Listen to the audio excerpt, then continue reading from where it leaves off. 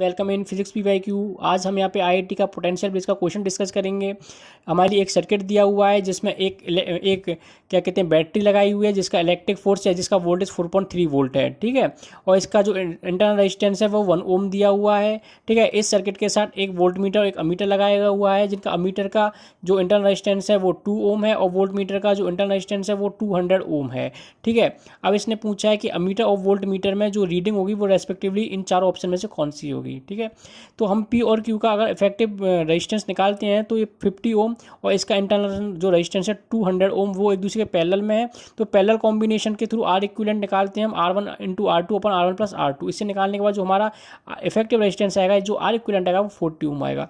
अब हम total circuit और ये 40 ओम है, ठीक है। ये इसके साथ जो अमीटर है इसके साथ इन सीरीज होगा, ठीक है। और जो R1 है ये भी इसके साथ सीरीज होगा, तो ये टोटल पूरा सीरीज कॉम्बिनेशन बन जाएगा। तो इससे जो टोटल लूप का जो रेजिस्टेंस आएगा वो 40 + 2 + 1 = 43 ओम आएगा, ठीक है।